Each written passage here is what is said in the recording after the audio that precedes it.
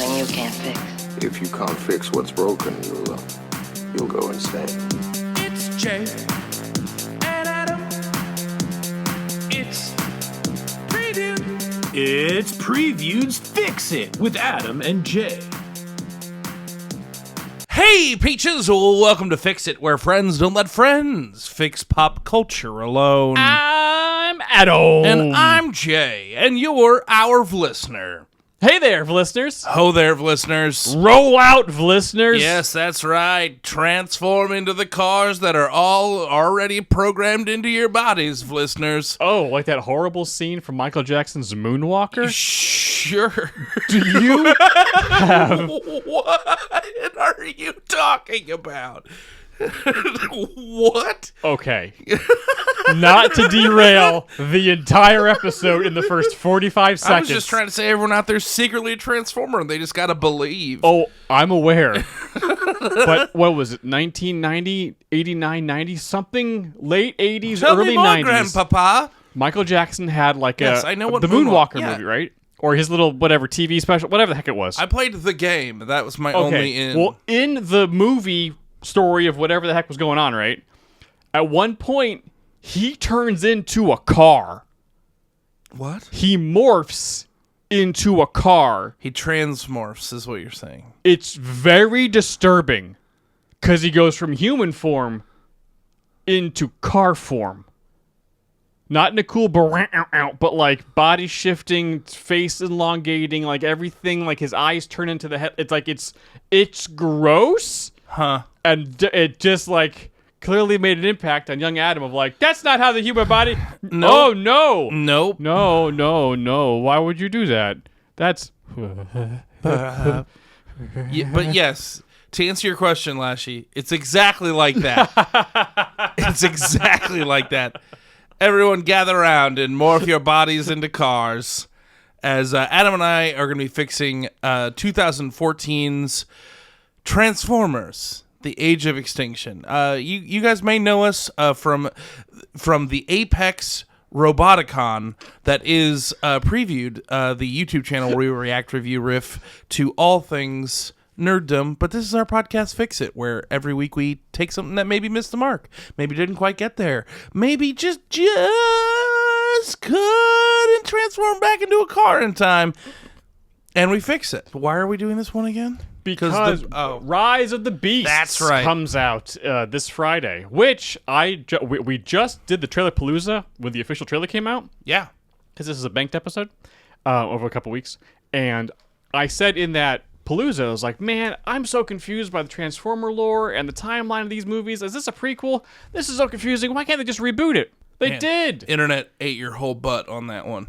With knowledge. Yeah, they were really... And it was great. I was like, oh, because I thought Bumblebee was. They're like, it was. You were right. It was a reboot. And it worked. That's why they made this movie. I still haven't seen Bumblebee, and apparently I need to. Yes, it's very good. It's got the new young Hawkeye in it. And she's great. And it's just her and Bumblebee with an adventure against John Cena. Oh, okay. Yeah, it's very simple. It's an easy movie. Which makes it good. Yes. It's just kind of like Iron Giant. It's basically Iron Giant with Bumblebee.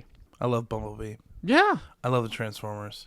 I made an interesting discovery about Transformers when I was watching this movie as research. Oh, really? I know we're fixing this movie today. Yeah. And I know that Transformers is a mixed bag, and I know the general conceit is kind of thumbs down on the majority of these movies. Something I discovered when I was watching Transformers today. Okay. I love these movies. I love them. I think they're like my Fast and the Furious. Really? I just kind of turned my brain off, and I love watching the robots fight. I think it's when Optimus Prime does anything, he's Robot Jesus, and I love him. Okay. He's so inspiring, and he cares. And it was like in the moment where he's like, we're just going to get the seed and leave humanity alone. They don't like us. And I was like, we love you, Optimus Prime. We're so sorry. I'm so sorry. Well, don't be mad. He like did the Optimus Prime version of like, I'm not mad. I'm disappointed. And I'm like, no, Robot Dad, no. no. Yeah, I like these movies a lot. They're not very good, but I think they're fun. The weird thing is, Jay, when I was doing research for my fix, I went back and read the Wikipedia entry for the first trilogy. Okay. And just like, what? Okay, so what happened? What led up to this? The Battle of Chicago, because it's like, it's been 4 years since the Battle of Chicago. We got to hunt all of them down because robots. Rabble. And I was like, okay, so what the heck happened to those first 3 movies? So just reading 5 paragraphs of the plot of each of those films is like, well, on paper, Yeah. these movies make a lot of sense. Yeah. But when they really shot in a Michael Bay format, the plot is lost to his vision. Because it's like, I'm sure those things happened, but I couldn't tell you I couldn't regurgitate any of that information from watching the films. My favorite thing about this movie in particular is that this movie is the thesis statement for how you make $1 billion making a movie into 2014. Like, it has all the right pieces. It's like they even go to China, and I'm like, the international for the market, killing it. Yeah. Bay, you know exactly what you're doing, homie. Like, it's like how Rivers Cuomo from Weezer went to Harvard. Follow me here. Do not make them faces. Do you know what Rivers? Do you know what his thesis to graduate from Harvard was? Gee, couldn't even name you any member of Weezer. I don't know the band members of Weezer. I just know Rivers Cuomo. Okay. The lead singer of Weezer. That's why they stopped after Pinkerton. Oh, that's right. I forget. You only listen to the Devil May Cry soundtracks. And Dave Matthews. Dave Matthews Band.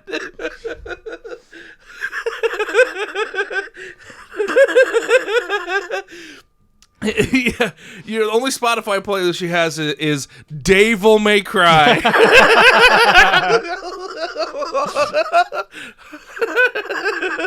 Although I would absolutely play Devil May Cry if it was just all Dave Matthews Band. I mean, that's a mashup. Pow, pow, pow, pow, pow, pow. Anyways, his thesis at Harvard was like it was almost a scientific and mathematical breakdown of how to write a pop song. Oh, How to write a pop song that will be a success. The 4 chords. Yeah, yes, but there's so much more. Of course, yes, there's more and to then it, Weezer kind of became like a little bit more of like a pop band, and I was like, oh yeah, and now they're making tons of money because they know. Yep, That's how they make a pop it's not song. anywhere near as good as it used to be, but I guess it's more marketable, so that's fun. This movie is is the version of that. I was like, this movie is designed to make a boatload of money, and they succeeded, and I'm almost impressed by that. Huh. You know what I mean? I guess. They achieved their goal, I guess. Oh, sure. It's just, I mean, this movie was basically just checking boxes. Yeah, but I will say, this movie was about checking boxes, but I believe that they checked every box with a flourish to some degree. Every box. You've got Stanley Tucci. You've got Kelsey Grammer. You've got people acting their brains out in this movie. You've got people who are really trying to be good in this movie for reasons I don't fundamentally understand. Okay. Mark Wahlberg is even like really like trying to go for it. Sure. I'm just saying. Okay. And they like when they go to Hong Kong, or is it Hong Kong or Shanghai? No, they go to Hong Kong. That's right. They wreck Hong Kong. Yeah. And they really do. Yeah. They go there and they do Because I the remember thing. like watching, it's like, oh, they're in Hong Kong, and it's like, we need to call the central government. I'm like, wait a second, I know a lot more about the Hong Kong situation back in. Oh, Michael Bay, yeah, you're going for that Chinese market money. Yeah, man, and he Yep. got it, and he got it, Yikes. and he they got and it. They did. And Yum they yum. Did. Yikes. Yeah, I think I think we can both agree that this movie is just 45 minutes too long. Oh my God! It takes 40 minutes to get to the inciting incident. Yes, which is insane to me. Also, I think I haven't seen a Michael Bay movie in a very long time. Yeah. So seeing this now, I was like, oh, I feel like I saw the Matrix. Like I finally saw the formula going down. It's like, oh, I get it now. Yeah. Now, because I like the Bad Boys films. I like his old work, and like, but now I understand why I like those movies. Yeah. Because now I can just see the formula on screen as we're going. I'm like, oh, those are okay. Yeah. Okay, I get it now. I actually see what's happening. And in true Michael Bay form, it's like, hey, we're gonna introduce a character just because his car shows up to pick them up to rescue them, which is buck wild. But we're gonna give you one of the best car chases you've seen in maybe a decade. Like, He's good at directing action, yo, man. He's good at action. Yo, when he drifts around that corner and then jumps to that built-in jump he already had there, I was like, it's good. And then they got to get out of the car because the rim's broken, and then they got to like all run away from the explosions that are like. Yeah. And you can see the CGI where it's like the ground was burning too, and I was like, oh man, this is so corny, and I love it. It's so good. It's like old school movie magic kind of thing. A little bit. Yeah, A little bit. man, he makes stuff explode really good. They are good at making explosions. What was your main takeaway from watching this movie? Boy, Michael Bay likes making quirky side characters. Yeah, Oh my god. yeah, we get a bunch of them. We don't need any of them. We don't need any of them. Well, I mean, defining characteristics per each character is sure, but like we wasted about half an hour yes, on just like extending a scene long enough for some weird line reads or just weird dialogue in general. just enough character development to like keep the wheels on. Yeah, but why? Couldn't we just like we get it? Cade is very protective of his teenage daughter. Oh yeah. Yo. Oh yeah. We'll get to that fully later on. But it's like, but the first 40 minutes, I think they say that's my teenage daughter 20 times. Yeah, it's a bummer. It's like, wow. Okay, we get it. He's protective of her. We don't need to keep hitting that button a lot because No. we got it. If Because we anything- got it. Please stop. Can we please stop talking about his teenage daughter, You guys? put a boyfriend in this just so someone could show up in the car, Yeah. and it doesn't, and it's And what does he do at all the rest of the movie? nothing. Nothing. Everything that Cade does. Everything else that Cade does. Yeah. Yeah, nothing that he does could have. And also, they basically they killed T.J. Miller to just like To replace him in the to script. replace him in the script. Yeah. With cool, hot young boyfriend guy. But we didn't care enough about that character in the slightest. And if anything, he's the reason. Like, he called them. Yeah. Like, he's the reason. Uh-huh. But it's also like man, whoever did the design of like T.J. Miller's burned bodies just standing there. First of all, how does that work at all? It's transformium, Jay. Yeah, man. Yeah, Longshot's got that weird fire, Ooh, that fire that makes you go rigid. Ooh, woo, rigid flames. Hi, we're rigid flames. We just need one more suggestion to get started. But they like hovered on the shot of like his body just standing there, looking all burned and awful. Yeah. For like 2 minutes. That's dramatic effect, Jay. Dude, The stakes are high. the stakes done raised. He's the only character that dies in the movie. The stakes are well done. And for those of you drinking along at home with the podcast, we did say steak. Now finish your drink. But before we get fully into all the things in this movie, Jay, it's time to roll for convo. Everyone's... Oh yeah, sorry, we got really into it really quickly there, didn't we? We did. But that's why I'm here. Oh, okay. To keep us on track. Yeah. Whoops. To point us in the direction we need to go. Yeah. And the direction we need to go is to roll for convo. All right. Well, normally this is the part where we just kind of just check in with each other and see how we're doing. But we just did a podcast a couple days ago on Friday. So we are if doing... anything, we've been podcasting so much that like it's kind of all the same. How are you? Tired and overworked. But feeling energized and ready to go. Yeah. Well, one of us is. Yeah. Wee! So, Brian gave us a list of questions on a table, and Jay's going to roll a D20, and what the number he comes up with will be the question that we ask each other, and then we talk about it a little bit. A 9. Jay rolls 9. 9. 9. If you could have dinner with 3 living famous people, who would it be, and what kind of meal? And you can't choose family or friends. Oh, okay. Living people? It has to be living Yes, people. dinner with 3 living famous people. Who would it be, and what kind of meal? This is going to be a fun question for you, I think. Is it?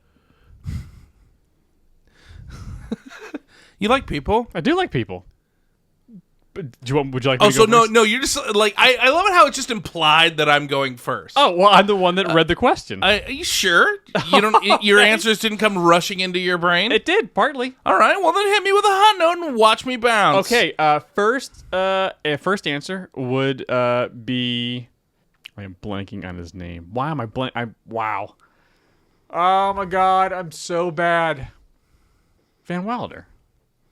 Ryan Reynolds. Ryan Reynolds. Okay. Because I think we would get along very well. Oh, you want to be friends with Ryan Reynolds? Okay. Oh, absolutely. Yeah. I want to be friends with Ryan Reynolds. I can get into that. I think it would be Ryan Reynolds.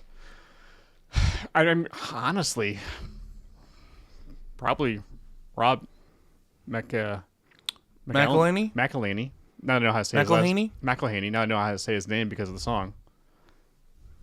Ryan, for Rob's birthday, made a video of how to say his last name properly, Oh. and it's McElhaney. Like Penny. Like there's a whole rhyme thing. It was very cute and adorable. Oh, you don't want to sing it for me? I can't remember. I just Great. So yeah, I can't. Awesome. But it's on. It's That's on good podcasting. It's on Ryan's YouTube, so you can probably check it out there.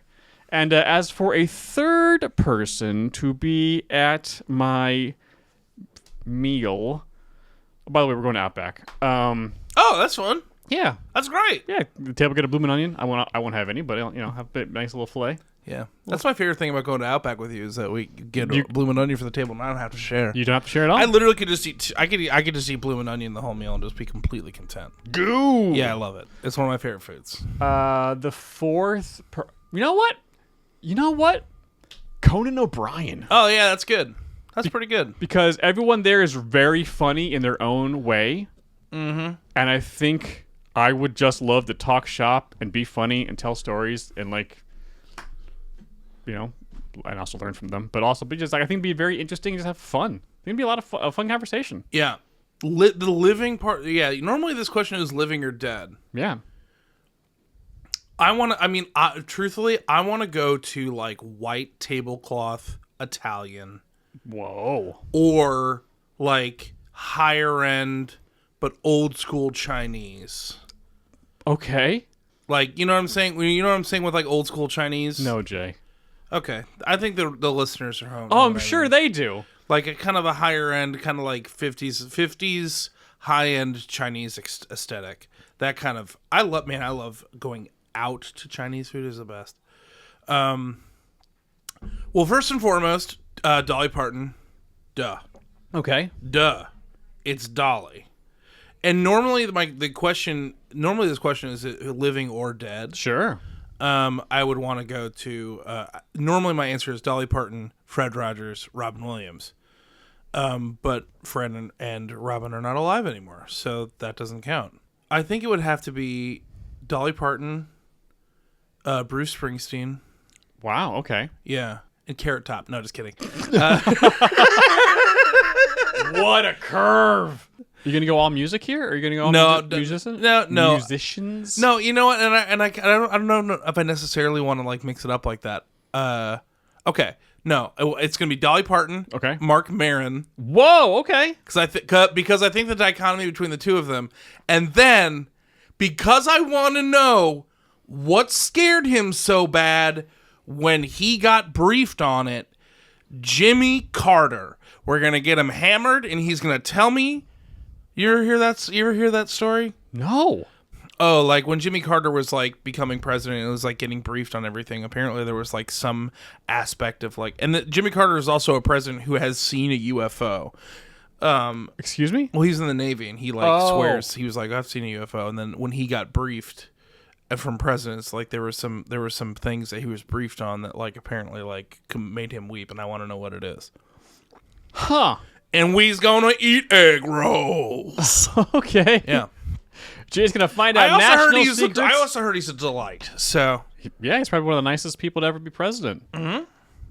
He's done nothing but good since he's been president. Yeah. Yeah, that's those are my three people. Wow. Yeah. That sounds like a very fun dinner. It does sound like a very fun very dinner. interesting conversation. Yeah. Well, Dolly's just the best. She should be at the top of everyone's list. Not mine. Or, I mean, if I had to replace Mark Maron, I would replace him with Adam Sandler, because I also think that'd be a fun dynamic. Wow. Yeah. Well, Dolly's just the best. She should be at the top of everyone's list. Not mine. Or, I mean, if I had to replace Mark Maron, I would replace him with Adam Sandler, because I also think that'd be a fun dynamic. Yeah, I'm sure. He seems from his Kennedy Center honors. Was that it? The Kennedy Center. Yeah.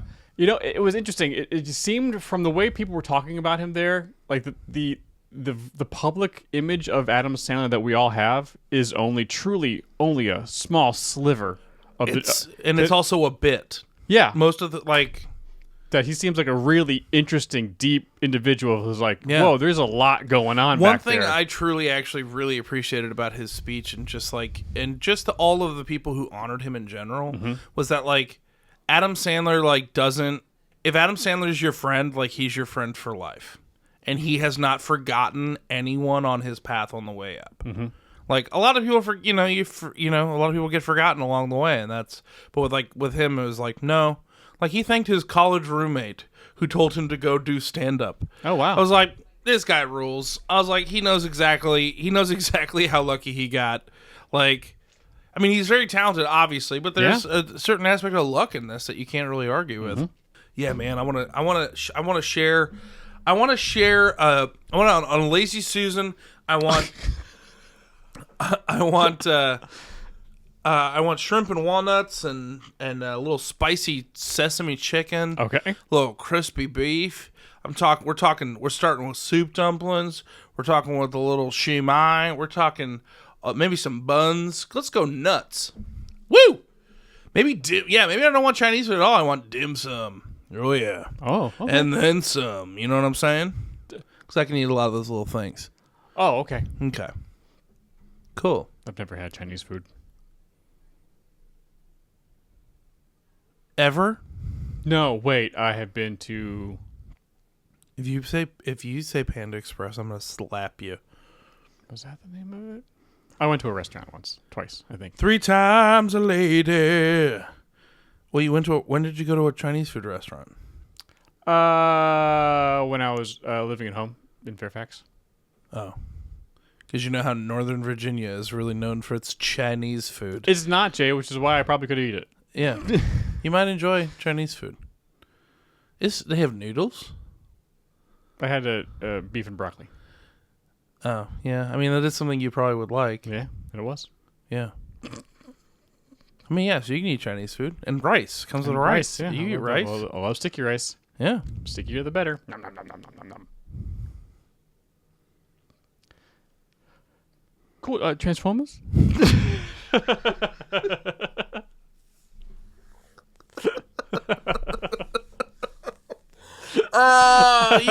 I just know some lines of conversation are just going to bring the show to a screeching halt. And sometimes I really try to, just dip in and out and try to make sure that doesn't happen. And sometimes I just sometimes, Master Bruce, some men just want to watch Full burn.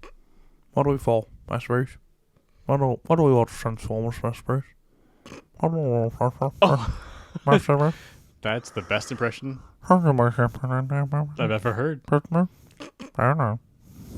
Anyways, Transformers 4, Age of Extinction. Not a reboot. Not a reboot, a continuation on. A new story begins. Moving on, baby.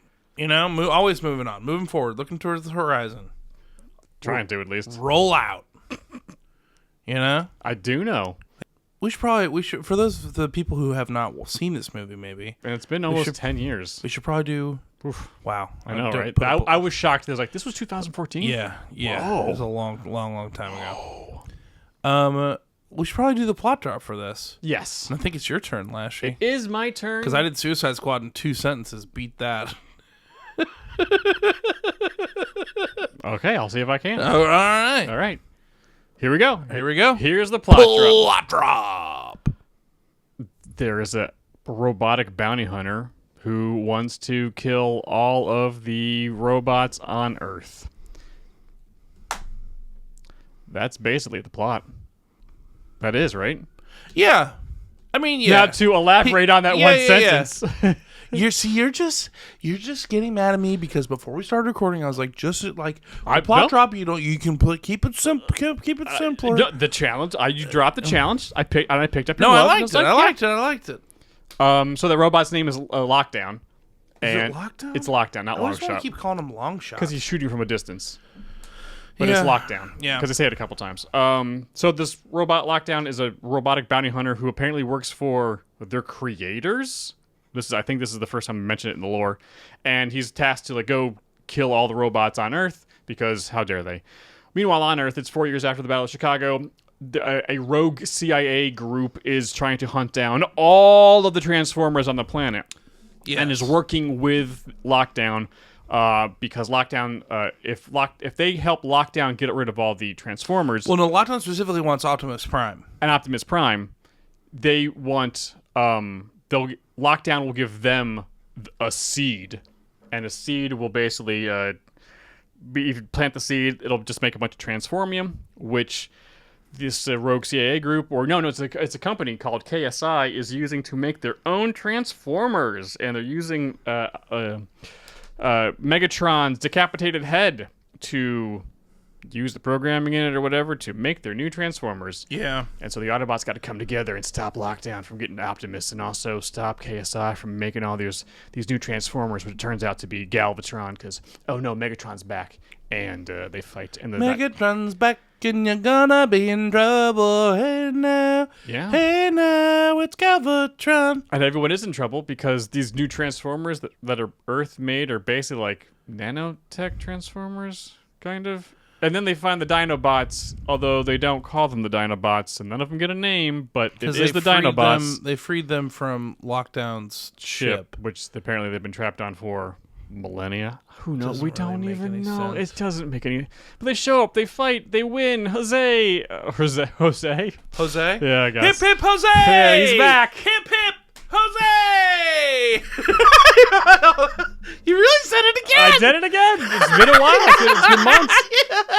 So the Lockdown is killed. The Decepticons defeated, but Galvatron wasn't even in the final fight. He's like, "I'll be back." Blah blah blah blah blah. And then Prime, the remaining alive Autobots, of which there are few at this point, like protect the Jaegers. Oh, Cade Yeager is our new main human character, and it is. His name is that's so cool. That name is cool. Cade Yeager. That's a cool name. That is the name that is the name of a 13-year-old's D&D character. Absolutely. And you know, it's kind of cool. It's not bad. Better than Sam Witwicky. Sam Witwicky is a normal person's name. Okay, bud. Sam Witwicky. You know why I like Sam Witwicky? Why? Because everyone went to school with a kid with a name like Sam Witwicky. Sure. And Sam Witwicky, and it was the kid that everyone, for some reason, called by their first and last name. Sam Witwicky. Possible, yeah. But did you go to school with a kid? Gee, I can't remember. I'm so old. It's been many decades since I've been in school. Yeah. Thanks for playing with me. I truly don't. I honestly don't remember. I really don't remember. Oh, okay. That's fair. All right, keep moving. That's it. They protect the Jaegers and Cade and his teenage daughter, and then Prime leaves the planet with the seed, saying, "Creators, I'm coming for you." We don't know who these things are or whatever. I guess maybe I'm gonna let them know to leave humanity alone. I guess. I don't know. And as lame as that is, there's also part of me, just because Optimus Prime is saying that, I'm like, go get him, Optimus Prime. Okay, bud. Man, if someone, that'd be a good birthday present if you could get me a cameo from the guy who does the Optimus Prime voice. I think it's Frank Weller. Just tell me that I'm doing a good job and that he believes in me. Wow. Okay. It'd probably be really expensive because it's he's him. Yeah, he's Optimus Prime. Optimus Prime, and along with many other voices. He's very talented. Yeah, I mean, I know the voice of Starscream right now, so maybe he could get a hold of him. It's Frank. I'm realizing you never met Frank. I've never met Frank. He lives in LA now. You probably never meet him. I probably won't. What are you gonna do? What are you gonna do? Not meet him, I guess. Yeah. So there's an actual decent story at the heart of this movie. Yes. But yes, all of the things get in the way of that story. dude. This movie, I did a lot of researching all the side stories and stuff and side characters, seeing which way do I want to go. I was like, let's find some Lockdown stories that are fun. Oh, okay. Oh, well, actually, this movie is actually kind of playing true to this character and what he's actually about. Okay, awesome. I don't know if he needs to be here, but there's so much stuff about like the Transformers movies as a whole, like at least like this first go round, like for all of its like over the top Hollywood nonsense, they do respect the lore of what they've been given. Sure. Like they do give a crap. It's just there's so much Michael Bay aesthetics in front of it that you kind of you lose is the story. A beautiful sponge cake that has entirely too much frosting on it. Now, is the frosting awesome and cool, and does it look like a big dolphin? And wow, I got a dolphin birthday cake. That's amazing. But you don't need that much fondant and frosting and nonsense. I would have rather preferred to eat a regular cake as opposed to cutting into a photorealistic dolphin cake. Also, what a weird episode of Is It Cake? They made a dolphin cake move like a real dolphin. And then he cut into it, and I got upset. And then I realized that it was red velvet, not dolphin blood, getting everywhere. Really? What am I talking about? Food. Cool, man. Cake. Yeah, I think there's actually my fix this go round. I'm gonna be totally honest with you. It is more of a tune up than a full on fix. Oh, sure. I also I strip away a lot of the movie. stuff out of it and just kind of just amplifying the good parts. It's got good bones. It really does have. So it does have good bones. The story in and of itself is. Here are the good things of the movie, right? Hit me. Okay, so the change in the world. It's been 4 years after the Battle of Chicago, and public sentiment has turned against the Transformers. Okay, interesting premise. Yes, good. Humans are now hunting Transformers, all of them. Yes. But it all just seems like basically the Autobots they're getting hunted, which made me feel really sad about those few shots. The video they showed of us like, was it Ratchet or something like, stop trying to kill me, I'm a good one, I'm trying to help you. Like, was like disturbing, and I did not like that at all. It sucked. Yeah. They like blew his leg off, and then like, yeah, he's like, I'm one of the good guys. Why are you hiding? I don't know. Optimus Prime told me to. It's just disturbing. It sucks. It sucks real hard. But humans, a and then company melting his head later. Yeah, it's really bummed me out. Humans trying to build their own Transformers.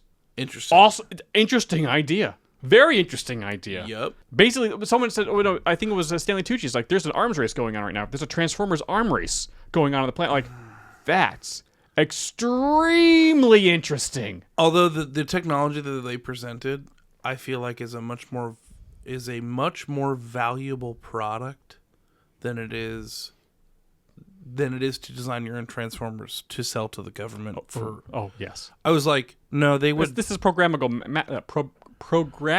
matter. It's the everlasting gobstopper of stuff. Yeah. Like, it can be cool. It can be a My Little Pony doll. It can also be a gun. Great. Sell me just like a pound of that. And I'll turn it in whatever I want it to. Whatever I need it at the moment. Yeah. It's a multi-tool. Literally, like, it's the best multi-tool. Yes. Because it's all the tools. It can be a wrench. It could also be a Game Boy Advance. It could. It could also be a delicious snow cone. I don't know if you want to eat Transformium. You don't tell me what to do with my Transformium. I paid for it. You're right. You did. This is my money. Yum, damn yum, it! This yum. is America. Eat it up. You know, it could also be a sled for It fun could. wintertime activities. Yeah. It could also be a toothpick so I can get all of the snow cone out of my teeth first. Because apparently it was metal. Yeah, the whole time. Yeah. It could also be a glass eye. It could also be an eye extractor so I could use the glass eye. Yep. I regret saying it just for that sound effect. Nope, please stop. All right. All right. And Lockdown was an interesting character. If he deserved a little bit more of a setup, like a little bit more background. I liked that stuff. But like that, a bounty hunter from outer space. Oh, interesting. Yes. Cool. It ties in their planet. Yes. Which partially got exploded last movie, apparently. And also, like, the Dinobots, just from a design perspective. The Dinobots, from a design perspective, were awesome. Were pretty cool. Dude, him riding in the Tyrannosaurus Rex. Grimlock. Yeah, I know who it is. Okay. Like, and then the two of them just, like, taking out the trash. Sure. It's good ass, man. I mean, like, it doesn't get much better than that. It's pretty good. It's pretty good. Yeah, the nanobots from the KSI ones. I think I figured out why they transformed different. It did look more like high tech, and it looked more interesting, and it was like blah blah blah. Mm-hmm. Because they had so many of those KSI transformers In the last battle. when they're transforming, I would imagine that those like tendrils those like nanite tendrils they turn into, from a CG perspective, are a lot easier The mass shifting of the car. than the full mass shifting. Oh, yeah. However, the full mass shifting is where it's at. Really? Dude, when they're like rolling down the road and like fighting and like turning back and like rolling out and turning into the thing and Sure. rolling back into cars. Also, it's just these movies are a great spectacle in that like you get cool robot fights, but you also get sweet cars. Yeah. There's lots of cars in this, yeah. Ooh, woo, woo. I love it. But when the person's in the car and the car, like, and they turn into the robot, and then the people that are in the car go, oh no! And then they have to, like, catch them and then, Sure. like, roll back into the car with them in it. It's so good. It hits, just all the synapses in my brain fire. I'm just like, this is everything I hoped for. I love it. Question for you. In those scenes, can you actually tell any of the details of what's going on? If you really, I will say some of those transitions from robot to car, of the actual, Yeah, the ones they do the full thing, I think you'd be surprised if you watch some of them in slow motion. You'd be kind of amazed. slow motion. I'm talking normal motion. That's what I'm saying. It happens because they do it accurately, but they do it in like real time and full speed. It kind of feels like magic. Okay. It was those scenes, those specific scenes you're talking about. Yeah. As soon as it starts happening, everything starts turning to mush in my head. Yeah, but that's most movies for you with action. No, it's not. You had that issue with Venom. You've had that issue with a Go lot on. of superhero movies. Yeah, you know why? Because their CG is bad, and I can't tell any of the details because it's all just a bunch of dark stuff on the screen. I would say Transformers is better than most.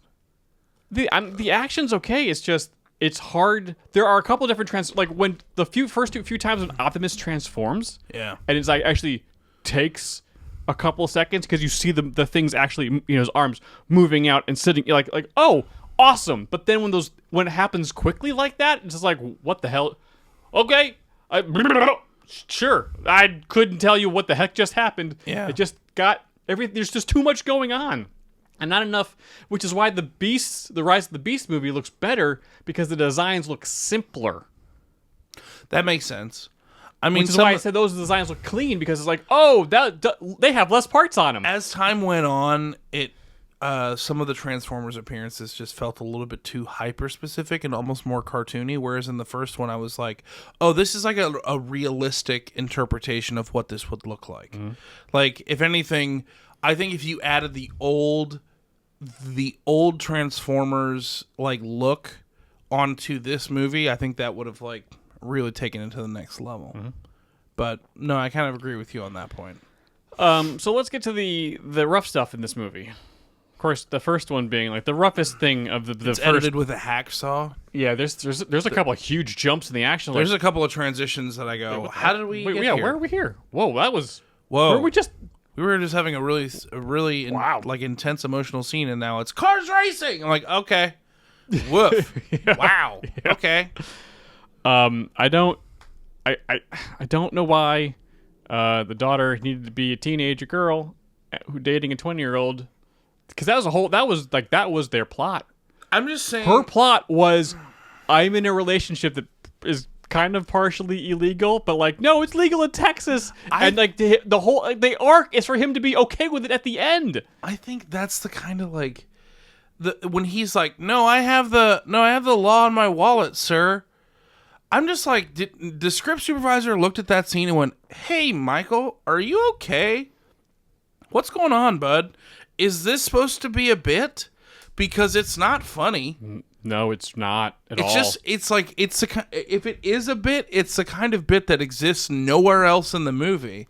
But it's literally like a 5-minute scene. Yeah. Yeah, it's really tough. It's tough when it didn't need to be. No. It didn't need to be. No. She could be 18 and just headed off to I college. don't believe she was 18 and going off to college, and we could have just and the rest of the movies, because he just has to be like, oh, okay, well, because he just wanted to be protective of his daughter and like make sure that she went to college and didn't make the same mistakes that he made when he was a kid. 1,000%. That makes sense. Makes absolute They sense. they justified it really well. They justified his mindset really well. Very well. But also thematically, there was no payoff there. No, he's just okay with their relationship at the end. Like, but they're still kind of woogie. The boyfriend character was there for the car race, and that was it. And they could have written that differently.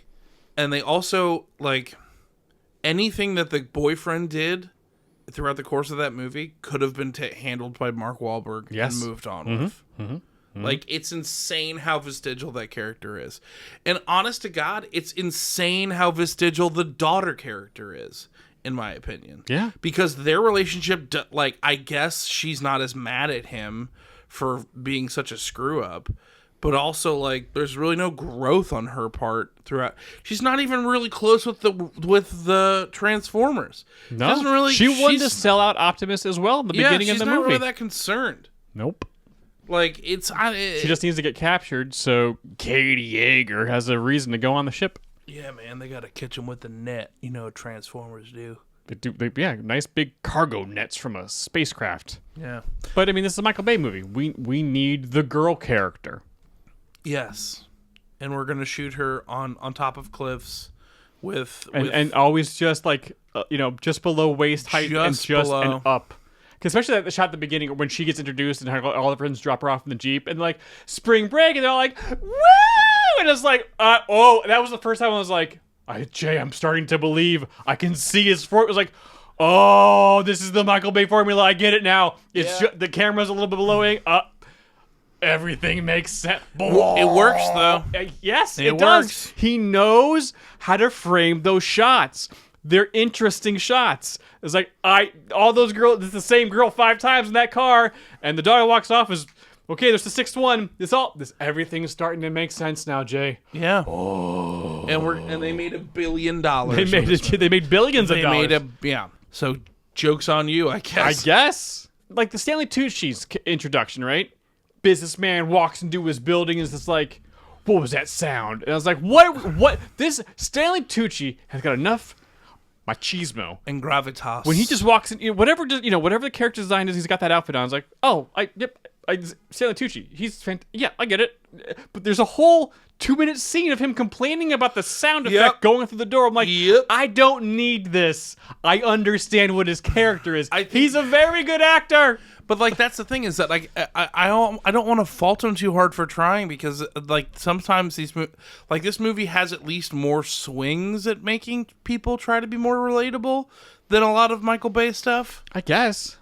Yeah, it's just there's a lot of superfluous stuff getting in the way of this actually decently tight story of, hey, Transformers getting hunted, Lockdown's doing his thing, we want to make Transformers. Oh, by the way, there's a secret mission going on. Galvatron's coming back. Like, oh. Yeah. Well, okay, great. Yeah, this is actually pretty good. But there's just, they just padded it so much. It's like, it's 2 hours and 45 minutes. It doesn't need to be that long. It's so long. You can cut this movie by 55 minutes and you're golden. Yeah. Like, nice and tight. Like, actually easily. It's not that hard. Tom Lennon doesn't need to be a doctor. Or not doctor. No, he's a doctor in Batman. No, Tom Lennon doesn't need to be the aide to the president. Like, we don't really need those scenes. Because that never pays off. Never pays off. Because I was expecting at the end to be like, hey, the president's you know what, we're changing our policy on the Transformers. We're okay with them again. So much vestigial stuff in here, it really bums me out. Because I like it when the Transformers fight. Let's just get back to that. I think we need to fix this thing. Yes, we should get to the fixes. Well, well, well. It seems that you forgot about little old producer Brian again. This is your second strike. If there is a third strike, something will happen, and I'm not going to tell you what until the third strike occurs. Anyway, before we get into the fixes, I want to do some of our beautiful bean fun fact footage because today we're trying to fix 2014's Transformers Age of Extinction. Now, this is the 4th Transformers movie. It's directed by Michael Bay, who wasn't going to return but then did, written by Aaron Kruger, and stars Mark Wahlberg, Nicola Peltz, Stanley Tucci, TJ Miller, and correcting Adam, the voice of Optimus Prime, Peter Cullen. Yes, that's Peter Cullen. Now, this movie had a budget of around $210 million and made over $1 billion worldwide. $850 million of those dollars came from overseas box office. Now, the net profit on this probably ended up somewhere in the $250 million range when all is said and done. If you care, this movie has a 17% on Rotten Tomatoes, and it was nominated for 7 Razzies and won 2, Worst Director for Bay and Worst Supporting Actor for Kelsey Grammer. Now, Kelsey Grammer's award was bundled with multiple movies for that year. Anyway, back to you, gentlemen. Are you going first, my friend? Do you want to go feeling? first? I'm feeling pretty good about mine. I'll go. I think you know what I want. I think I want to go second. Okay, great. I'll go first then. Okay. Okay, so the thesis of the mindset of my fix is that like I actually think this is a pretty serviceable movie. I actually really like a lot of aspects of this movie. It's very clear they did their homework. Yeah. So I am recasting and paring down our main characters. Now I am keeping this in the mindset that it is 2014. And considering what's going on in their career at the time, I'm dropping Mark Wahlberg. Okay. I'm dropping Mark Wahlberg. I am dropping his daughter character. I'm dropping T.J. Miller. I'm dropping the boyfriend. We have one person representing that entire situation.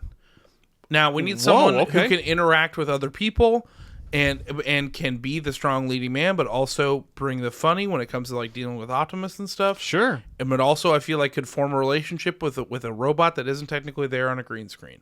I am recasting, and considering the show that they were on is they had just left, I am casting Donald Glover as Cade Jaeger. Wow. Yes. That's an amazing cast. Donald Glover, because he play a little bit older, but also kind of has that youthful spirit to kind of connect with Optimus Prime. So like the kids in us can kind of, because that's one thing that we miss with this, and I liked with Shia LaBeouf was that like, it's just a kid like making a friend. It's an Iron Giant kind of vibe. We missed out on the Iron Giant. Sure. They could have made the daughter like become friends with Bumblebee or something, but no.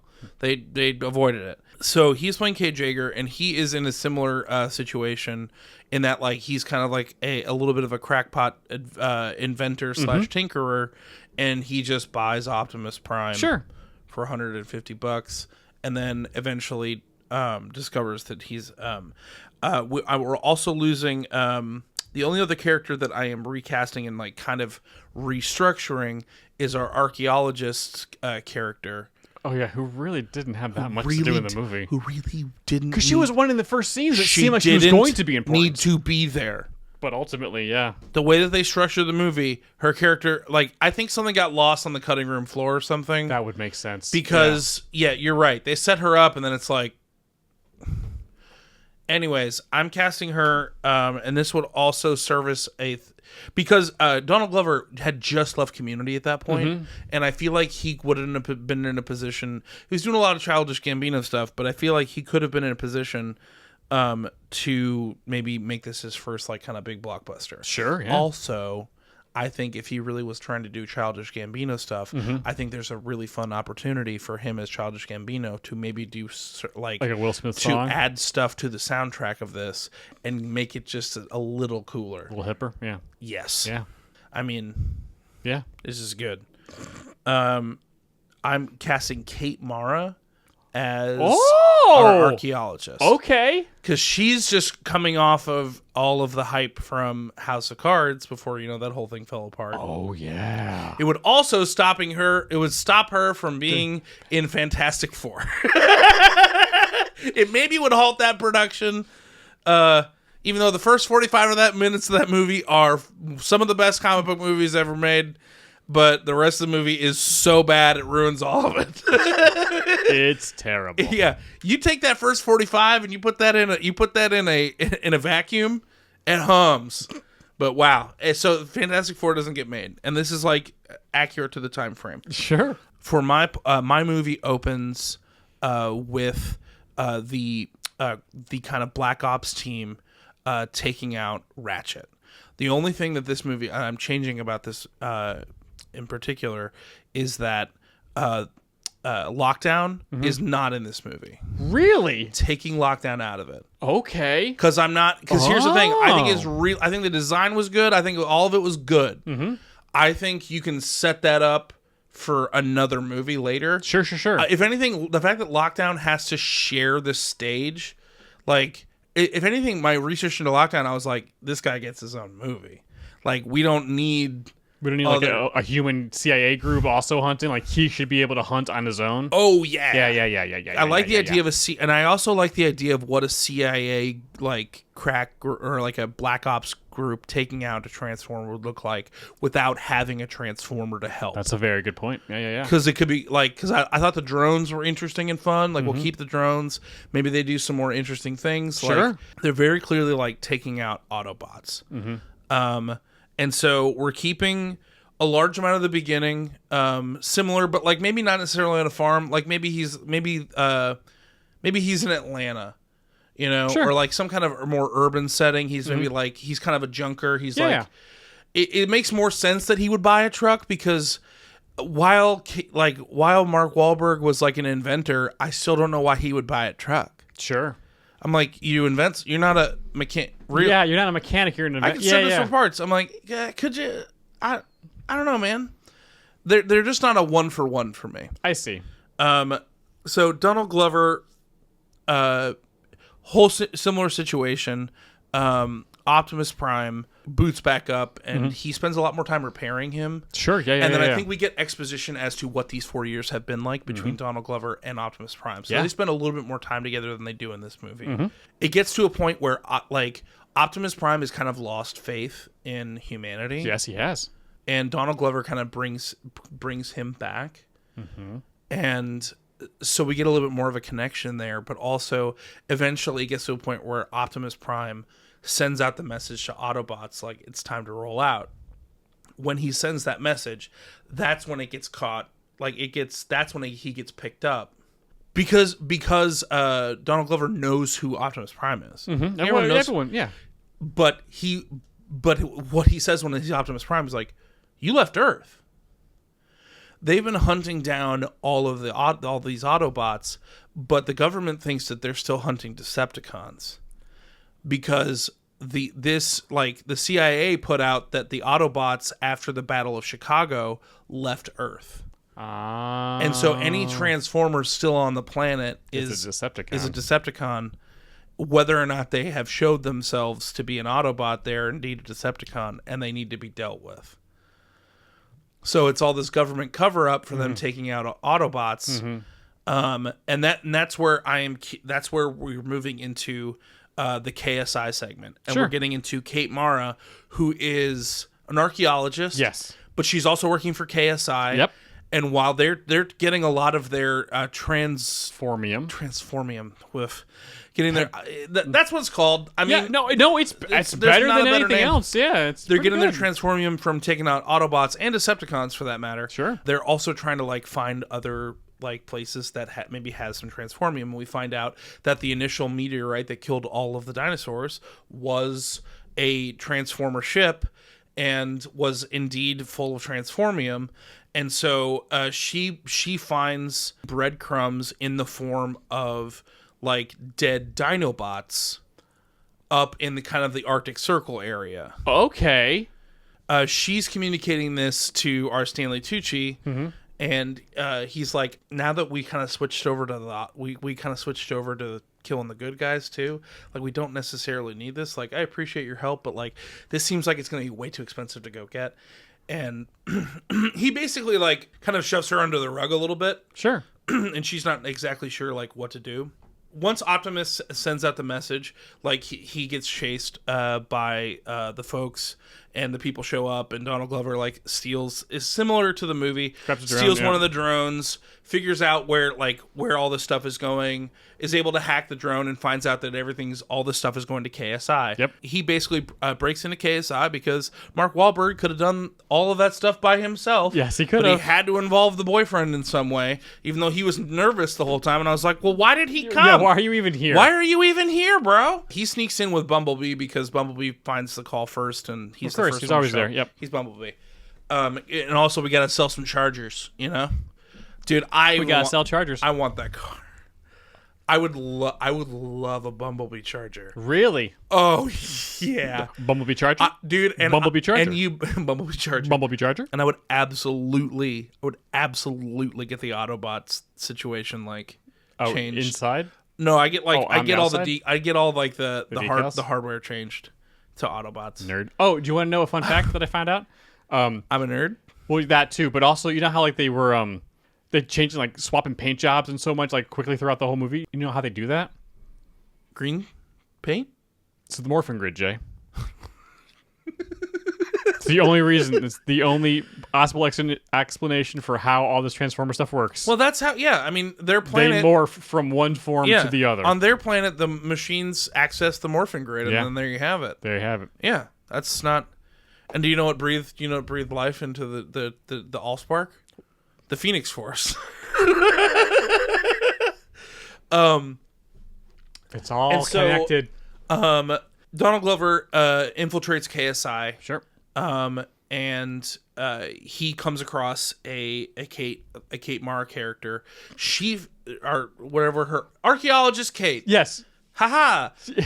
I like the idea that they have crazy good chemistry. Sure. I think that she picks up immediately that he doesn't belong there, but she's so mad at this Yeah. place She doesn't care. that she doesn't. Yeah. That Revenge. he's like, oh, I'm here with Optimus Prime. She's like, he's still here. All right, let's party. Yeah. Like she's like immediately on board to help him. They figure out that not only it's a similar thing with Megatron's head, like they're downloading all that information, but they are basically like, I like the idea that they have to have a more rigid rebuild for all the different models. Like the Transformium can kind of do anything, but when you're kind of like rebuilding the models, basically we're getting evil versions of Jazz, we're getting evil versions of Ratchet, we're getting evil versions of Ironhide. Oh no. I know. We're getting a more evil version of Starscream. Ah. Yeah, like those are kind of the things that they're building there. But when they're infiltrating, they also find that they have Megatron's head, but they also, the one thing they don't know what to do with is that they have everyone's spark, is there. Okay. And once Optimus figures out through comms that they have the sparks there, that's when he bursts in and starts taking out the trash. Right. And basically they activate I would say that they activate the evil Ironhide, and Optimus Prime kind of has to completely take him out. Optimus and Bumblebee, because he's a menace. Yeah. Once they kind of make their way out of that, pickle, we can stick with the same Transformers that we had in this movie. Sure. Because they're fine. So what are their names, Jay? It's Drift, who's the samurai guy. It's Hound, who is John Goodman. Yeah. Which I like the concept. I think from a Transformer perspective, his design is too busy. If they cleaned him up a little bit, I think it would be fine. Yeah. But yeah, I when you were like, oh, they're too busy, I was like, he's talking about Hound. It's Drift, Hound, and Snipe. But I don't. Slide? Dude, I have no idea. The They don't. green They only coat mention. with the- They only mention Hound a bunch. Everyone else, I think their name was mentioned once. I think maybe. Yeah. Well, I Drift couldn't was t- technically a Decepticon for a while. I couldn't tell you who these people were. Optimus basically throughout wasn't able. He was like, I wasn't able to get any of the sparks, and we find out that Bumblebee was like, what do you think I was doing? He has their sparks, so they basically they figure out that they are completely outnumbered. Yeah. There's all these Autobots turned Decepticons and Decepticons. Oh, I forgot one part. That's when they've built Galvatron. They take out Ironhead, but then they're like, let's just act like it's time to test out Galvatron. And then Galvatron is the kind of thing that kind of like wipes the floor with them and like makes them have to bail. Yeah. All of our Autobots gather up. We figure out from Kate Mara, the archaeologist. Maybe she's just playing herself as an archaeologist. Who's to say? Sure. We find out about all of the Transformer parts that she's been finding, and she was like, "I've been like trying to decipher as much of this." She's like, "I've been learning a little bit of your guys' language. Like, does an arc mean anything to you guys?" And they all freak out. And Optimus is like, "An arc is." It's the like one of the centers of creation for Transformers. Like, we could bring back our brethren with an arc. She's like, well, like I think I might know the way to get there. So they go to the Arctic. They pretty much go to the Arctic Circle. Along the way, through like, once they get closer, they're like following along, like finding like transformed Dinobots, Sure. like frozen in the ice. Eventually, they make their way to like a journey to the center of the Earth kind of thing. Like as they get closer to the arc, it's like, why is it tropical? Blah blah blah. And we find the Dinobots. Okay. And it's a whole sequence of the Autobots like having to ingratiate themselves to the Dinobots, explaining them what they're doing there, and like what. And basically, the Dinobots are guarding the arc. Sure. Because they're like, this is like the last hope of for Transformers on this planet, because they don't know. They have no idea. They've been here for millions of years. They don't know. And so basically they have to fight their way through, and then they get access to the Ark. But all the while, basically they've just been like drone followed. Sure. Or the bad tracked. guys right there. Yep. And so KSI figures out about this Ark technology and was like, oh, this would make everything so much easier. Like, we'll be rich if we can just get this Ark back here. And we don't even need to kill Autobots anymore. I like the idea of them actually getting the Ark and bringing it to Hong Kong, because we got to make $1 billion with this movie. And I felt weird Okay. I felt weird that Chicago got another dose of got it twice. Transformer Yeah, terrorism. they I was did. like, leave them alone. Leave them Seriously, alone. did Michael Bay have a bad time in Chicago at one point? Like, man. We go to Hong Kong because they have the Ark, and the Autobots are trying to steal it back. We have to fight the bad Autobots. The good Autobots have been brought back with the Ark, at least a couple of them. But in order to get the rest of them back, that we have to fight the bad ones. Right. Just defeat them. But also through that, we find out that like the Galvatron they've built is just Megatron reborn. And he takes out all of KSI, but they still have to fight each other with the help of the Dinobots. And then the Autobots win the day. They Huzzah. all of the Autobots that were killed throughout like the first manhunt, trilogy? yeah, Okay. have been brought back. At least once we have their sparks, Hey, that's great. get them back. Why? Because if we're kind of like let's Yeah. have fun. We get back the ones that we want to get back. Yeah. Jazz, Ironhide. Yeah, it's so fun. Yes. And then the Dinobots are just there. Yes. And they're around. Yes. And they're characters. They don't just leave. They may have like a more primitive outlook on things because Sure. they don't know what. They don't know about the world. Yeah, because like when they were here, when they first got here, there was no one here. Yeah. Yeah, so we have Dinobots just in the universe, and we can do with them whatever we want to do with They them. can come back. But that is my. I just think, as much as I think that the lockdown stuff is really good, Sure. it just doesn't need to be there No. at all, which sucks because it's good, Yeah. and I don't want to take it away from him. So it comes back in the next one. We can get to the seed stuff. We can get to Optimus going back to Cybertron and like figuring it out. Yeah. In a different movie. Yeah. It's big enough. Yeah. Yeah, that's my fix. Yeah. That's strip all the extraneous stuff out. Have some more fun with it. Yeah. Because there's so much extraneous stuff. Yeah. I think you're gonna like mine. We did a couple things very similarly. Okay. We had a couple of similar ideas, but I get there in a much different way, and it's a little different. And I think you're gonna really like the third act. What's the name of that other? Just before you start. Sure. It's literally been driving me crazy that Okay. I can't remember the name of that Autobot. Which Autobot? Oh, the fifth one that was there throughout the. You know what? And no Autobots. None of the main crew, I guess, that when they gather, none of them died. Everybody survived the movie, which I was kind of surprised at, because usually they just murk these Autobots in the background of stuff. Crosshairs. Oh, okay, great. Okay, so basically, mine is going to start with a prologue. Oh. Yes, we're gonna flash back way to the end of the first Transformers movie. Okay. So at the end of the first one, after they Sam Witwicky. yes, so after they beat Megatron and the Allspark and all that kind of stuff, right? Optimus sends out that message to any and all Autobots in space: come to Earth, it's safe. We're gonna follow that message out into space, and we're gonna see Lockdown get it. Okay. And then Lockdown, like, is like, there are Cybertronians on Earth? And then he gets a message from the creators, although we won't know that yet, of like, you need to go to Earth and get them all. You need to take out all of them. That planet should not have any Cybertronians on that. That planet is off limits to all Cybertronians. Go kill all of them. Why is it off limits? Flash forward 2 years. Or flash forward to 2 years after the last movie, right?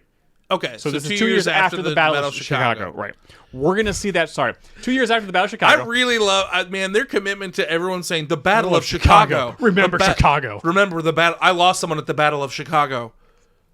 I don't know. I just like really. Yeah, no, I just like felt that it was a big event. I gotta give them credit. They did a very good. Everyone was really selling the reality of the world they were in this movie. Yes. They did a very good. Yes, this is not a bad movie. No, the I actors really was bought in. They were having it. They were having a good time, and they were really going for it. I like Transformers movies, and I'm not gonna. I like all of them. I think they're fun, Sure.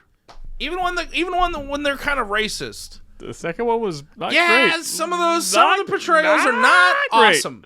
So 2 But it's years. still fun. This is still in the prologue. 2 years after the Battle of Chicago. Oh boy. We're gonna see the battle with that Optimus was in Mexico City. Oh, okay. Remember they mentioned it? It was like, oh, we almost had it in Mexico City, blah, blah, blah, blah. We're going to see that battle between Optimus, the CIA guys, and yeah. and Lockdown's going to be there because we just saw him. Yes. So we have the timeline now of how long it took him to get to Earth, which is why he was not involved in the first 3 movies. Hell He yeah. was further out and eventually made his way, so now we know why he's there.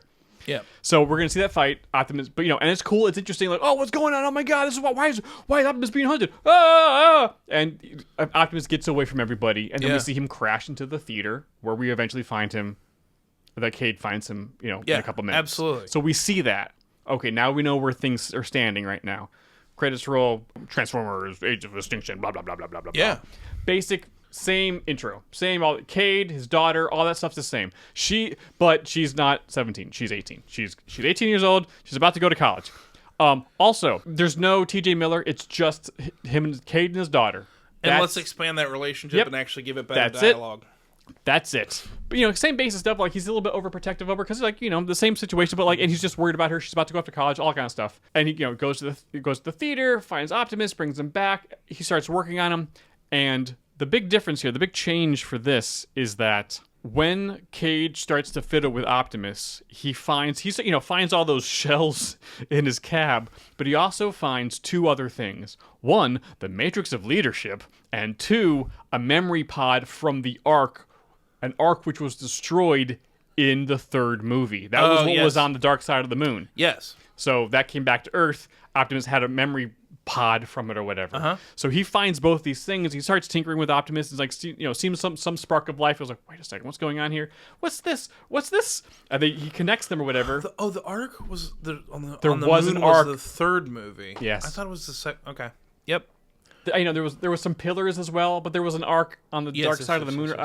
Yeah, something like, or there was an arc somewhere, and then Man, there was an arc somewhere. No other movie franchise has more ambiguous locations. Yeah, and it's like deep lore that you want to remember, but for whatever the movie just casts a spell, and it feels generic when it's actually from the show. Yes. You know what I'm saying? On the page, it's like, oh yeah, this all makes sense. But like when you're watching it, like you just can't. You can't hold on to the facts of these movies. Yeah, it's hard. It's there for a second, and all of a sudden, then it's just gone. Yeah, So, anyways, Optimus has some memory core from one of the MacGuffin ships from the previous film. So, as Cade's fiddling with stuff, he activates the memory pod, and then all of a sudden, he gets scanned, and then like an Iron Man type UI interface pops up, and he just starts like, what is all these files? I can't read any of this stuff, but like hand motions, like he seems to be able to navigate it or whatever, and he just scans all the way back to like one of the first files, and a video file starts playing, and he sees robots fighting other robots, and in the background there are a bunch of dinosaurs, and he's like, what the heck is happening here? Because he knows about Transformers. Everybody knows about Transformers. He's like, I have a Transformer here, but I'm not going to call anybody because I believe in the Autobots. They saved us. Yeah. Tessa also is cool with Autobots. Cool. There's no dilemma between, we should have turned them in. No. They're both on the same page. Their struggle is familial. Yes. Just like a normal father-daughter, I'm trying, coming of age, all that kind of stuff. But activating the pod allows Lockdown to be like, oh, some Cybertronian electronics was just turned on. Wait a second. Yep. That's the signal. So we see the CIA and Lockdown get this, get the beep, and like they start heading towards Texas. Okay. Cade gets Optimus working in the time it takes for them to get there. Gets Optimus working, and Optimus is very much in the same situation he was in this. Like, he does not trust humanity. Did it frustrate you when he was like really like not doing, like he was kind of falling apart in the barn, and then like he just scanned another truck and then seemed like he was 1,000 times better, and I was like, how's that work? Morphin Grid. Morphin Grid.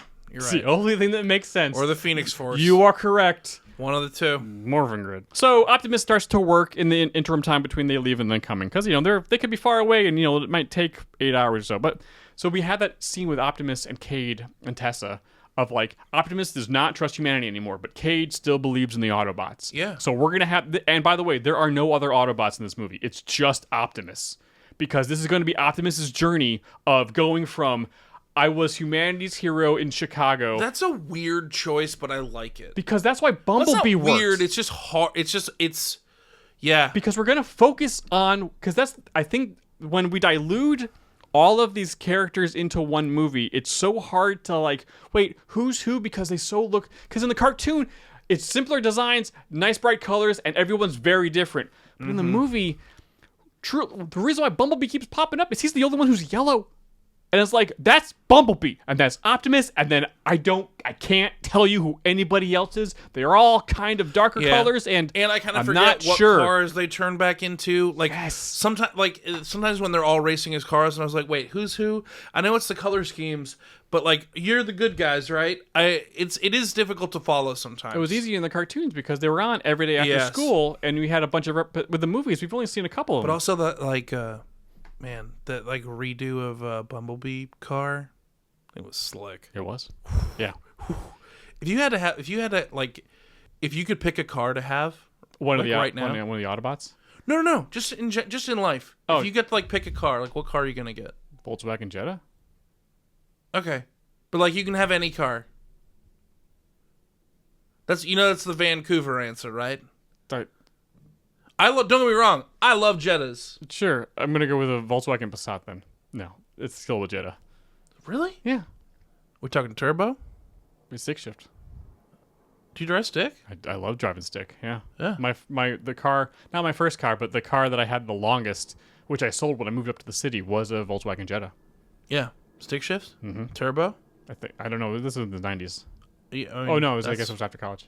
Anyways, Yeah, that's when they do. Yeah, turbo Yeah. was. Oof. it was a good car. That No, thing- they're that thing great cars. Sipped gas and like was sturdy. Yeah. Oh no, Yeah. they're great cars. But I'm giving you the wide open ocean. Yeah. I'm giving you a deep sea. I'm not a car guy, Jay. No, I understand that. I need Neither really am I. I want dependability and stuff I can space, but not too much space. And a Jetta is that mid range size car that I can park in places. From a practical perspective, yeah, in New York City, I would but just also in I distant would life. love a Mini Cooper. Oh really? Like a really souped up one, Okay. like one that's like Italian real good. job Mini Cooper. Whew. Yeah, I would love a '69 Mustang. I would like it to be. Vroom vroom. Oh yeah. Or I would love a mid to late 2000s pink Thunderbird. Remember when they came out with that new Thunderbird that had kind of like the smoother edges, I don't. and it was kind of But I like a can- slow I can see ride it. car? I can see it. Yeah, I kind of want that one too. All right. All right, sorry. Keep going. It's all right. I just thought that'd be a fun combo. Optimus, at the beginning of his journey, he does not trust humanity after everything that just happened. Okay. He's like been offline for 2 years. Like, so what the hell? So as they're having this conversation of just like, hey, welcome back. I'm really no, we're good. I'm really. But before all that can happen, or they start like really talking to Optimus, the bad guys show up. And then the scene basically plays out mostly the same. They get, they take out Kate. I'm gonna shoot your daughter in the freaking head. Where's Optimus? Where's Rachel? And then Optimus busts out. Wow. Yeah, the same stuff happens. Optimus busts out. He fights the guys. Cade and Tessa run away. Cade grabs a drone because it was smart and easy and good and utilizes his skills. Oh, it is so effective in its storytelling. Yeah. But here's the difference in this version of it. Tessa leads Cade, like, follow me. He's like, where are we going? Trust me. They run away to a shed down a hill or something like that. It's like, why are you taking me to the old shed? There's nothing here. She goes, Dad, just trust me. They get to the shed, and she finds it, pulls off a tarp, and it's her racing car because she's a driver. She's the racer. That's what she wants. Now here's the new wrinkle in their relationship. She's very good at driving. Yeah. He wants her to go to college. She wants to race. And she's like, Dad, you taught me how to build cars since I was 7. How did you think this was going to go? Yeah, but I wanted you to go to like engineering school, like being like, yeah, but Dad, my brain works like this. Trust me, get in the car. We don't have time for this. And she drives. Yes, that's so much better. She's so much better.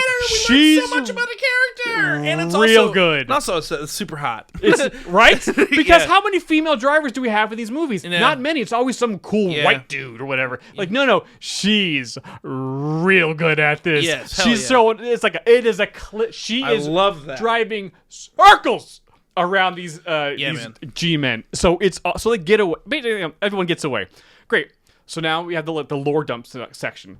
Optimus, Cade, and Tessa talk about the Matrix and the pod and like what the heck just happened. And meanwhile, at the same time as this lore dump's going on about the past, like this is also kind of the same lore dump is happening over at KSI as Lockdown's like, hey, blah blah blah, this is what's going on.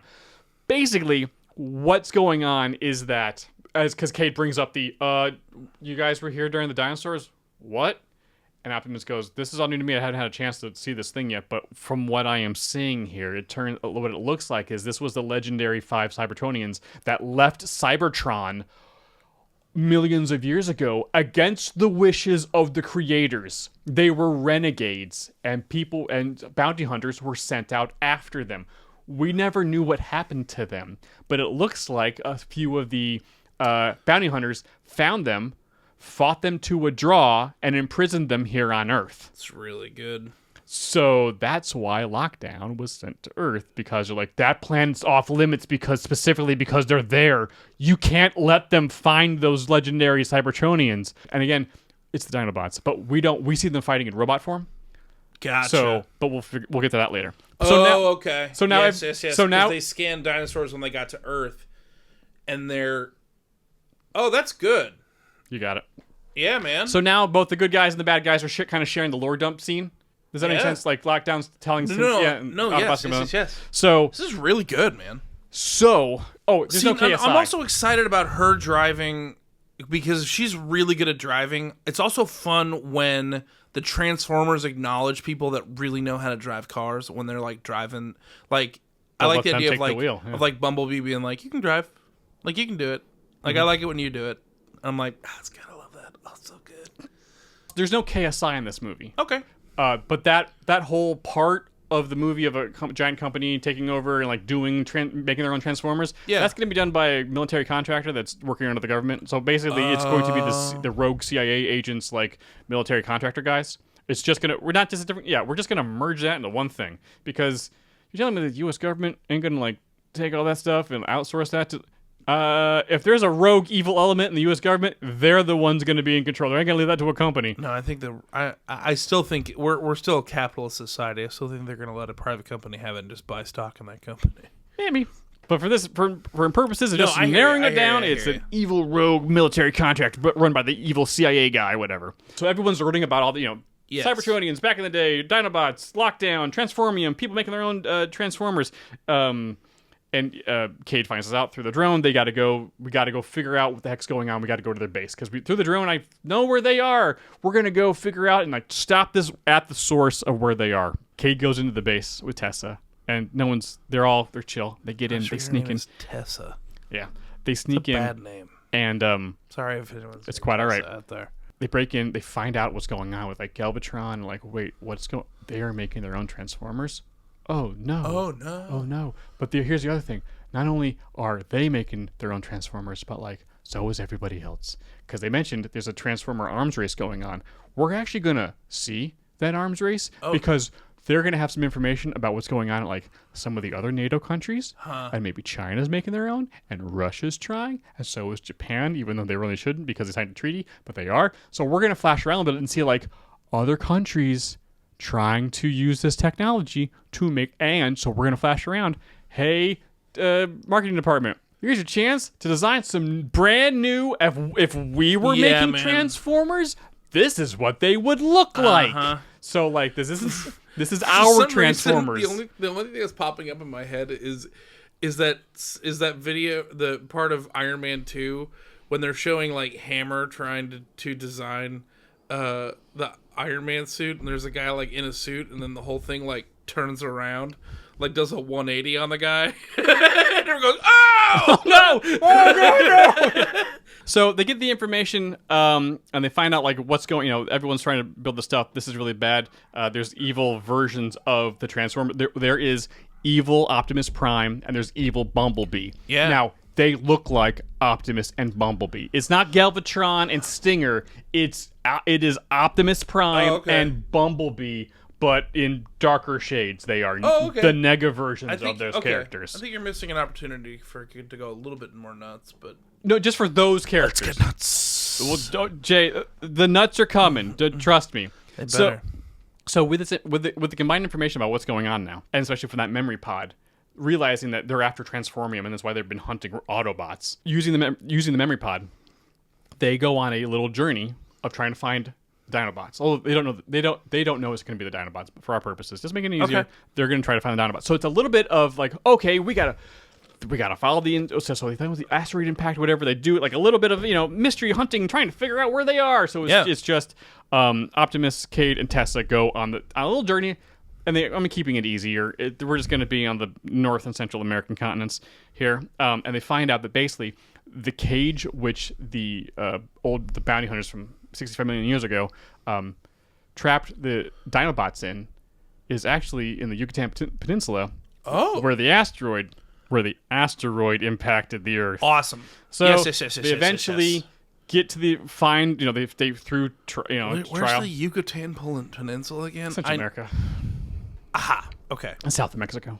Great. So they find a cave, blah, blah, leads them under. It's like, we're under the Yucatan Peninsula right now. Or Stonehenge, right? From the 5th movie? Is that I never saw the 5th movie. Dude, here's the thing. It's buck wild. It's buck wild. But also Sir Anthony Hopkins. Oh, that's right. Gives he is so game for that movie. Okay. Like, it's like, how like when Dame Judi Dench shows up and it's like, oh, she actually is like doing, like, why is she in the Chronicles of Riddick movie? And also, why is she giving an incredible performance? Same thing with Anthony Hopkins. You're like, oh, they got him in the movie. I'm sure he's phoning it in. Absolutely not. It's very good. But anyway, Stonehenge is like a whole thing.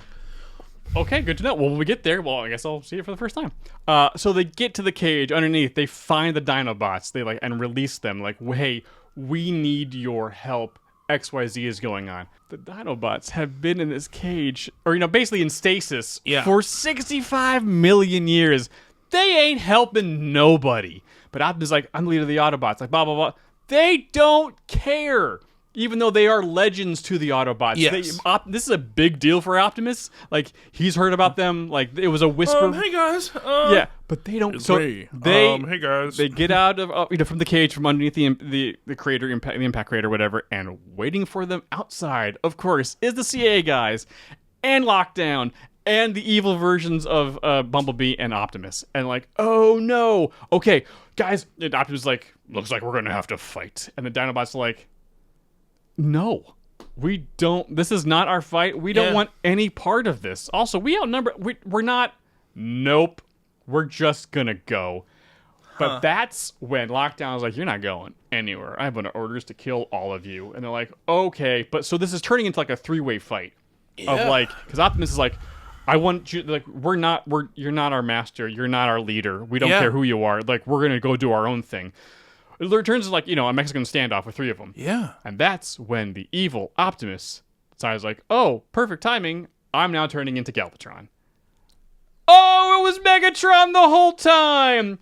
So he, because the morphin grid, he's like, and they're all like nanotech at this kind of. Yeah, like, why not? Whoop, now I'm Galvatron. Turns out now this is a 4-way fight because now Lockdown, they're like, we're gonna kill you too.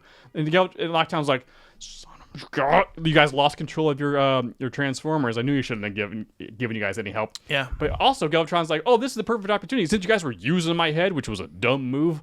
All of the other Transformers across the planet you guys have been building, guess what? They've all been Decepticons. And they're like, boop, boop, boop, boop. And everyone starts flying there. So now it's a 4-way battle of like, okay, we got to get out of here.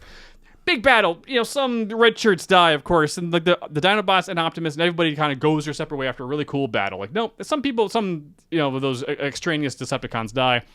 The Optimus gets hurt, but the Dinobots are like, man, we're out of here. Yeah. They leave. Optimus and Cade Tessa leave. Lockdown flies away. And Galvatron's like, I'm going to take this seed y'all dropped, and I'm going to go ahead and just destroy America because that country thought they could take my head. That's the Megatron way. Yeah, and replace me. I do not think I'm taking out the East Coast to DC. Because he's going to transform the whole East Coast into Transformium and blah, blah, blah, blah, Decepticons. So, Galvatron goes off his master plan. Dinobots are going to do their own thing. Optimus and Cade and Tessa go to regroup. The Dinobots are still going to do their own thing. They don't care. They've been trapped for What are they going to go do? Like, go get Froyo? Like, what are they doing? They're going to go check out what's going on this planet. Okay.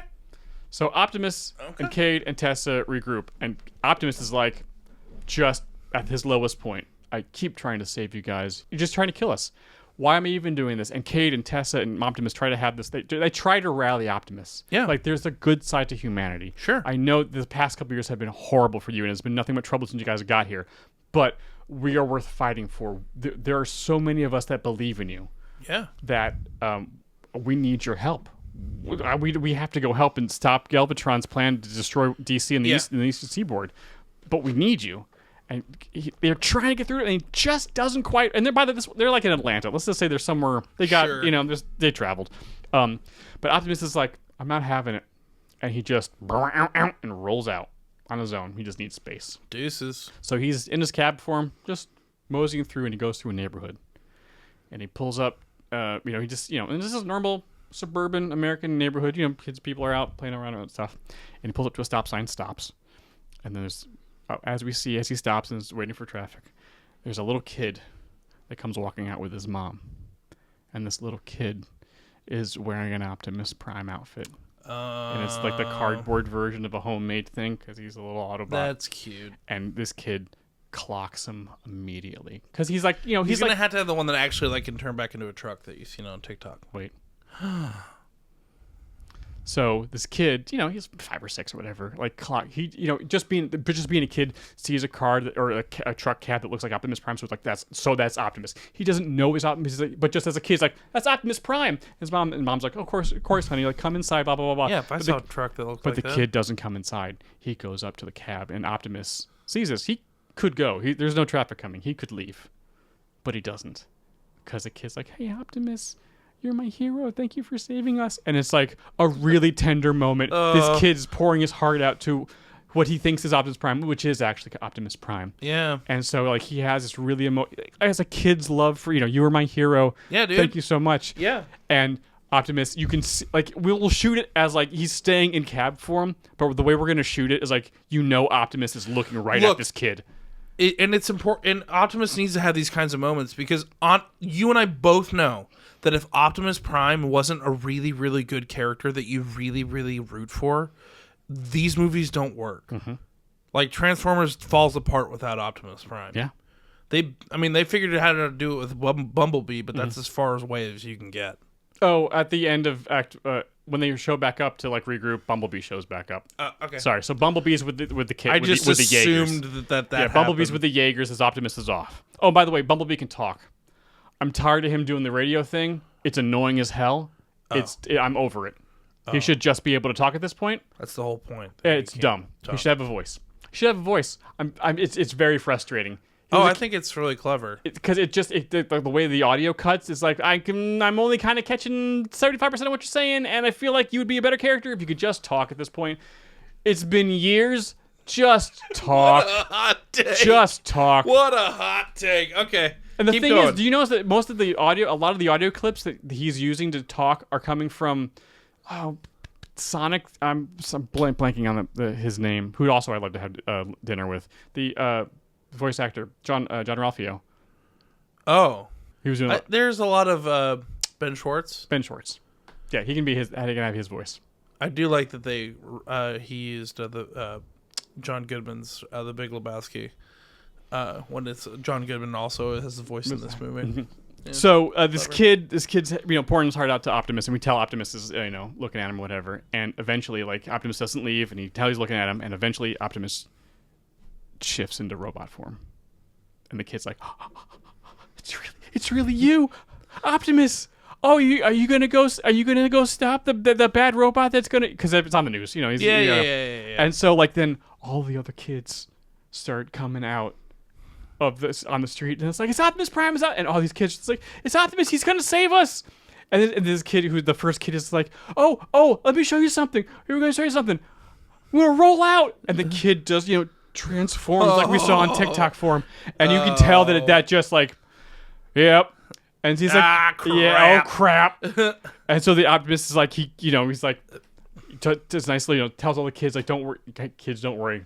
Yeah. I'm gonna go take care of The Galvatron. dad, we're getting looks like we're getting a dog moment. Like, well, looks like we have this dog now. And so all the kids are like, yay! The kid pops up and is like, yay! And he hugs his leg, and then then the Optimus steps back. All the kids step back or whatever, and he turns to the kid and is like, all right, Autobots, roll out. And you see Optimus and the kid do the thing together at the same time, and it's so sweet because it's the go get him, Optimus, go get him, Prime, Go get him, Spidey. go get him, Spidey. So Optimus goes back, grabs Cade and Tess and Bumblebee, and they head to Washington D.C. and they go, before they go get the Dinobots, and because Optimus now, who has his mojo back, is like realizes that he has to just go beat the crap out of Grimlock and get and Grimlock and all the characters. assert dominance. Yes. Drop trow. Assert dominance. He does, and we also will know their characters. Everyone, all the Dinobots will speak. We'll know their names, so they'll have a little bit of characterization here. And Optimus will be like, "Nope, you're part of this. I have the matrix of leadership.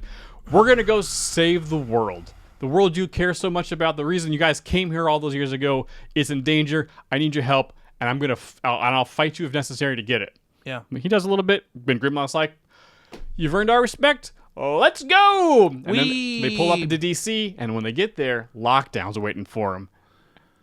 And this is when things change, because now Optimus is like, "I'm going to take care of you later, but right now we need your help to take these guys out." And Lockdown's has learned a little bit more because of all of this, because of the Dinobots, because he didn't know it was the Dinobots. Yeah. The creators didn't tell him the full story, so he's like, just because this situation is special and I clearly didn't have all the information that I needed for my mission, we'll put this on hold. We'll all go fight Galvatron together. Cool. Big action fight. All the cool stuff happens. The Optimus is riding Grimlock. Dinobots doing rad cool stuff. The Cade and Tessa, of course, are get the seed, and Tessa can be driving around DC doing rad cool stuff because she's a mate, so her skills should come back into play. Absolutely. They defeat Galvatron, but oh no, Galvatron's on the ropes because everyone combined forces is like, wow, I didn't expect this to happen. But since all the Decepticons are nanotech stuff from Transformers that the human made, he's like, well, boop boop boop boop, all of them form into a giant kaiju Decepticon. All right. So now everyone's got to fight, like the Constructor or whatever, the Constructicons form Devastator in the second one. a new version of everyone combining into a much bigger robot. So now they have to take on the much bigger robot in DC. They, of course, eventually defeat him, but while they were doing that, Galvatron scooted on out of there to come back another day. I'll get you later, Optimus Prime. So they defeat the Decepticons for now. Huzzah. The public sentiment has been like, great, the Autobots are fantastic. Yay, go Autobots. And the president's like, we're really sorry about the thing. Because now that Battalion earlier, like, hey, well, the president's like down there in DC, basically save DC. The president be like, yay, Autobots are great. The public sentiment has changed. The Dinobots go off to explore the world. They're involved in stuff now. But we need to go check out the world. Tangentially. Yeah, we need to go check out what the heck's happened on this planet in the past 65,000. Yeah, but if you need us, Optimus, totally. Grimlock will be here, or whatever. Absolutely. And Cade Yeager are now friends of the Autobots, and everything is great.